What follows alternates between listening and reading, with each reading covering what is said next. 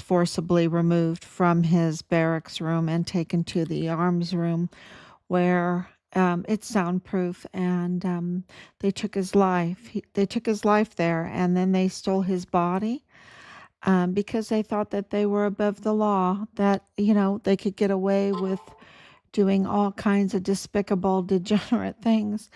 And they took his body, and of course, um, all of our information that we have tells us that he was dismembered, he was cashed in on.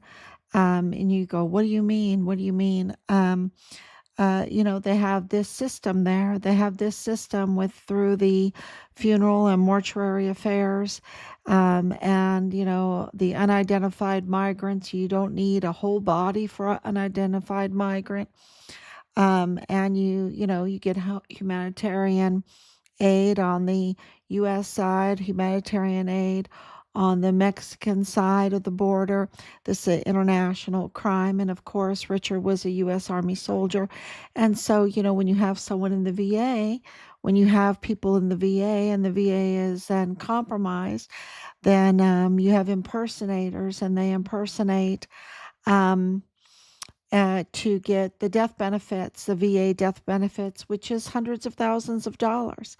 And so, this is, not just throwing him out in the desert. Of course, the head, which Chris Martin was digging in the desert for Richard's head. Um, it's because the head is the identifying, the dental, that's how you really identify a person. And so they don't like the head. They don't like the head, right? Um, it's just been hell. It's just been absolutely a horror story. And these people create a horror life, they create a horror story, and they commit horror crimes. And so we have been asked to investigate our son's disappearance, um, and the taking of his life and the cover up. And we have done that. And we have done that for over 5.5 years. And now here we are with the horror story. The horror story. And part of that is connected because they assigned Richard. Richard was a whistleblower, right? That's why they targeted him. He was a uncompromised whistleblower. Not only that, and this is very important, uh, that he was also um, the distinguished honor graduate. That he was making rank with waivers. He was um, doing so well that he was the guidon bearer, right? And if you asked him anything, uh, you know, he would do it without question. So says his first sergeant.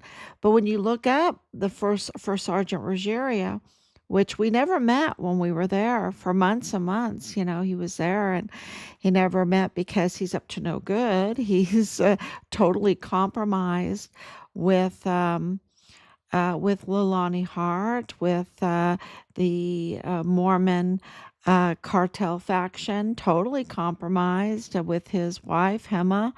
Hema, I call her Hema Saboteur, Hema Ruggiero. Um, uh, across the border activities with Nadal Baim, with uh,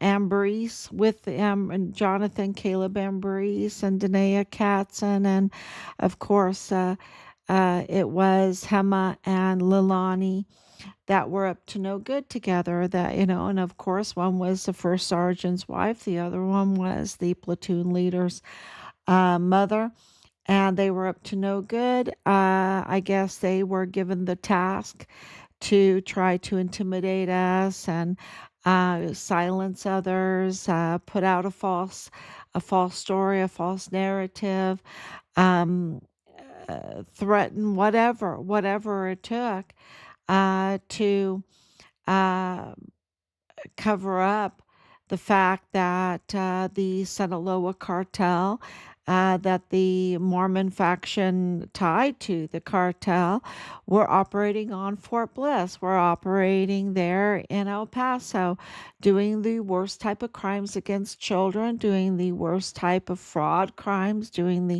I mean, just absolutely doing the worst type of crimes and bringing hell to El Paso, bringing hell to Fort Bliss, bringing hell to Delta Battery 143, which controlled fuel. You know, Delta Battery controlled fuel. And that's why that was so important. And that's why easily, if you're a non compromised soldier and you see strange things going on, you know, with criminal trafficking, including weapons and ammunition and fuel and everything, you know, parts and everything. And then also with the children, hundreds of thousands of children. Um, and, you know, just all the fraud, right? All of the substances, the drug abuse and everything like that. You know, Richard, you know, saw the security threat, saw the security breach, saw the bigger picture. You know, he was raised in Germany and in Ireland in 2008. He absolutely remembers the difference between, you know, one day and the next in 2008 when the entire country fell apart. It fell apart, right? And all the young people had to leave the country. They had to leave the country because the economy had fallen apart. And, you know, it was so obvious. I mean, everything changed overnight with the Celtic crash. You know, we had the Celtic Tiger, and then it crashed, and Richard witnessed the whole thing, and he saw that the banks got bailed out, and the people didn't. The people didn't. It was something to behold, and the young people then had to leave the country in order to uh, you know, get a job. And the United States didn't take the Irish. They had to go to Abu Dhabi. They had to go to um, uh, uh, Australia. They had to go to New Zealand. They had to go to other Mid Eastern countries building. That's where they went to. And you know, Richard knew that, and he knew how devastating this kind of fraud is to a country. And so, of course, when he sees a breach, he is absolutely going to report it when it's hurting children, when they're doing the most despicable things to children. And we'll be talking more about that tomorrow. Everything is ready to go with the Rosemary purchase, Ariano, Caron, Rivera, Ramirez, you know, Cambry. I mean, she has, I don't know, all these different names. So that's ready to go, and I'll talk about that tomorrow because it is huge. It's jaw dropping, and you know, you know, have to prepare some some visuals that will be you know, not the worst type of crimes that they did, but to just put people together so that you know. And but today we have breaking news with um, El Chapo's son. El Chapo's son. So I have some notes on this whole thing because it is just I know that El Mayo is the godfather, from what I understand, of Joaquin Guzman Lopez, right? Who is El Chapo's son. And, you know, he has this face, right? He has this face that, you know, I mean, when you're investigating, like we have been investigating, you're really looking at everything very carefully. You're measuring everything very carefully. And the first thing that I thought, and of course in 2024, uh, before I knew who the Arianos were, I had seen Joaquin Guzman Lopez, El, El, El Chapo's son, face before. But after, looking, because we're so fortunate to have the family picture of the Ariano Quran family, right? We're so fortunate to have the picture of Rosemary, Rosa Maria, she goes by so many names. We're so fortunate to have these pictures, and we're very, very grateful for those that made that possible for us, because when you look at these pictures, you absolutely, can see, just like Montoya, right? Just like James Bonneau Montoya, the fake DA, he looks so much like Jonathan Ambrose, right? The fugitive. Well, his wife's a fugitive. They're a fugitive. They're just total criminals, right? And it really, you put the pictures together with Patrick Crusius, right? The one of the shooters of the Walmart mass shooting, because there of clearly all the evidence points to multiple shooters. That's not me saying it. It's not a guess. It's absolutely, there's nothing to guess about, right? There's nothing to guess about. It's just very clear that there's multiple shooters in the Walmart mass shooting, and that there was a staged, there was no secure crime scene, even though the police were all over that place, but they didn't secure it. They didn't secure it. And the video that we received, and I thank God that we received that too, that was a miracle. It shows that the narrative that they have told us in the media is false, because the video clearly shows a whole different narrative, that it was a German national that was targeted. It was someone that scores very high in forensic lookalike, that was also targeted. And I'm talking about Maria Roth, and the names are even similar.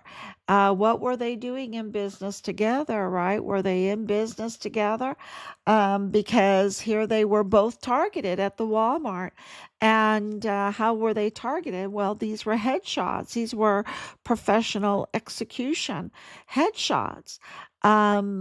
This was not something that a person that couldn't tie their shoe when they were 18 years old could pull off, right? And you see it in the video clearly, the way he's walking, the way he's walking towards Maria.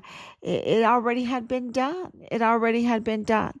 And and the same thing, this German national, this was not like a white supremacist narrative that they said. That's all false. It's clearly, and that is not because I said so, but because the video shows it, right?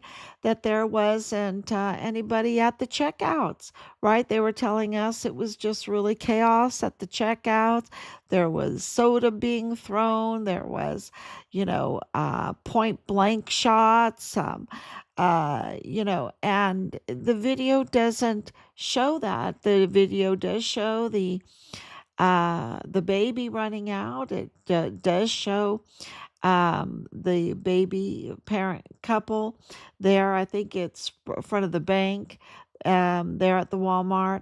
And then, of course, um, the Memo Garcia group there on the outside. But that's all you see. And you're talking about 40, what is that, 46, 23 that were fatal, 22 or 23 more that were injured.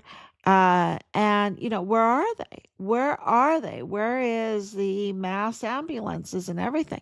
It just didn't. The video didn't show it, and the video showed a lot. It showed a lot, um, and it showed an unsecure scene, and then it also showed and proved and confirmed that the narrative that Ernest Christopher Grant, who's now arrested, right, that he gave, was, over and over and over and over again. He was the media sweetheart for the talking points, the fake and false talking points that attacked President Trump, right? That tried to, um, well, it did. It swayed the election, to interfere with the election. These negative talk and lies, negative, false narratives, um, that Ernest Christopher Grant put out there. He was just a big fat liar. That's what he was.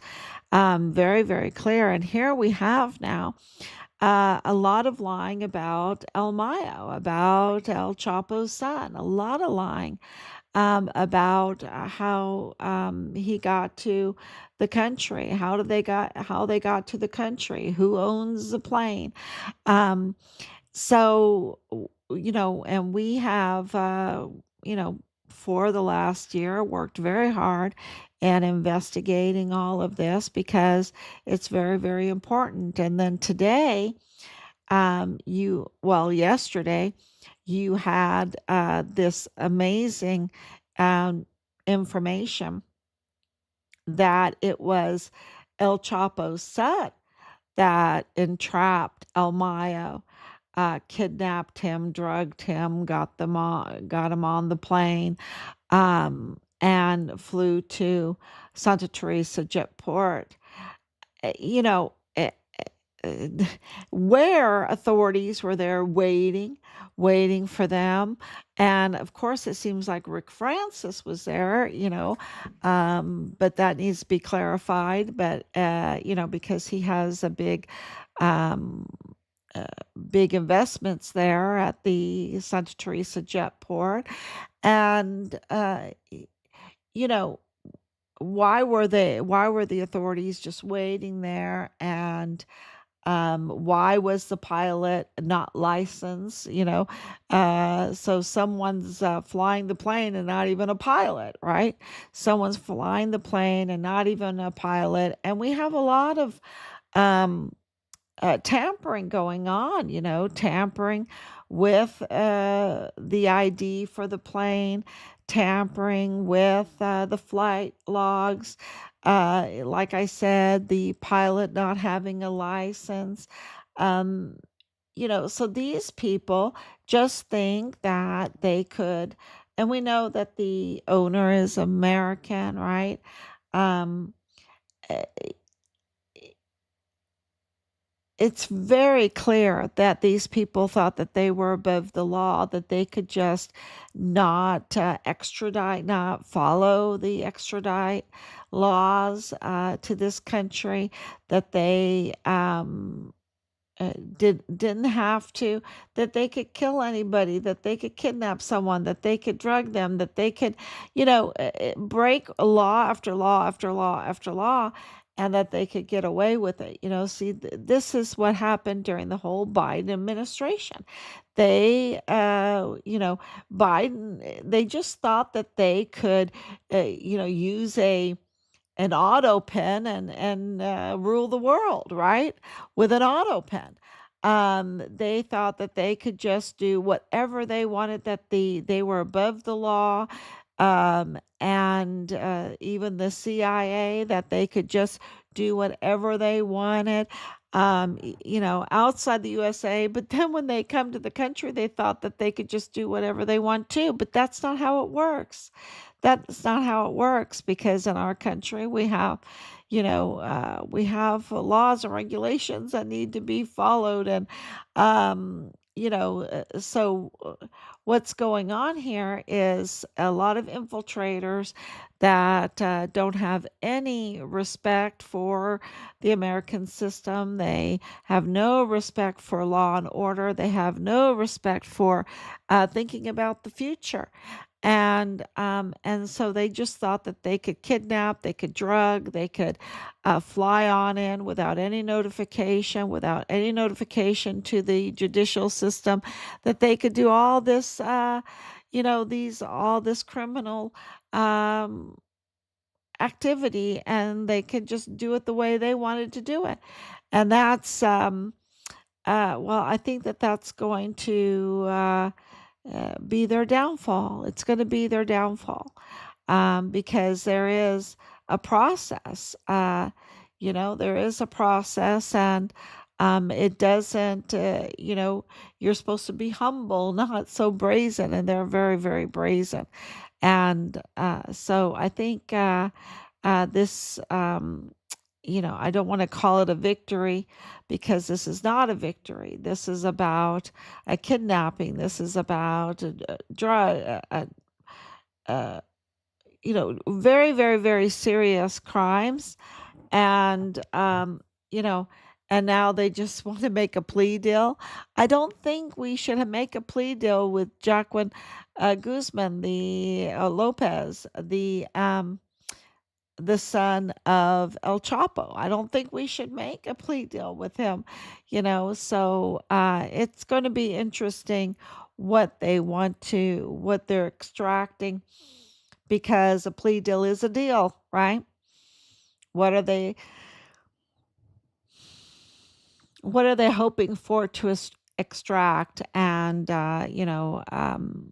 is it Richard's remains? Were a partial Richard's remains flown out?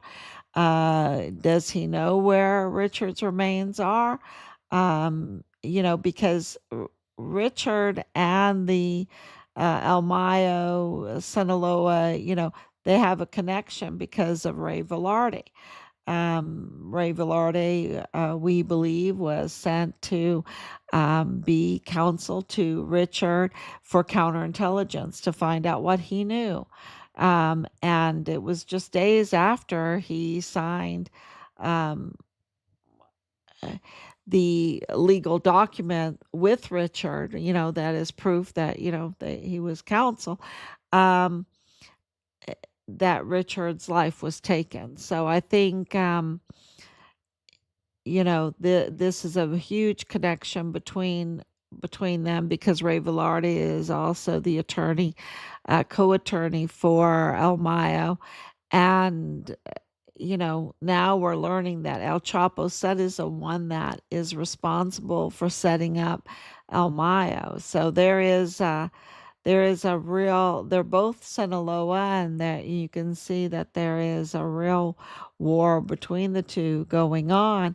And they, and there's another cartel, the Juarez cartel, that are looking on. They're the competitors. And so they are absolutely looking on, and we're, you know, keeping up with um,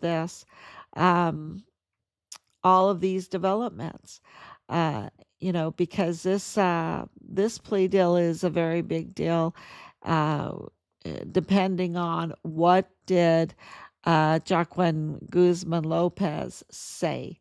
What did he give up, right, in the plea deal? So that is huge news. And when you're looking for one thing, you find other things, and we found some other things about Jonathan Ambrose, connection with, of course, Hema Ruggiero, these connections with Jonathan Caleb Ambrose. Um, eh, it just puts everything together to about targeting Richard, and why they targeted Richard being a whistleblower, right? We know why he was a whistleblower. They didn't like whistleblowers, so because they're criminals, because they're absolutely criminals. So I have more, and I have more on Ruggiero, um, and we really haven't uh, focused on him because we've had so much already.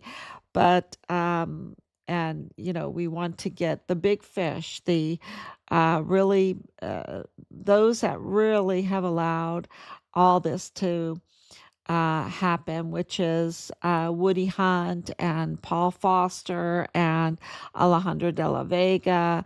Um, these are people that have connections that were up to no good, absolutely bringing hell to El Paso and Fort Bliss. And I think that's very, very important to say over and over and over again, to make posts. I need to make more posts on that.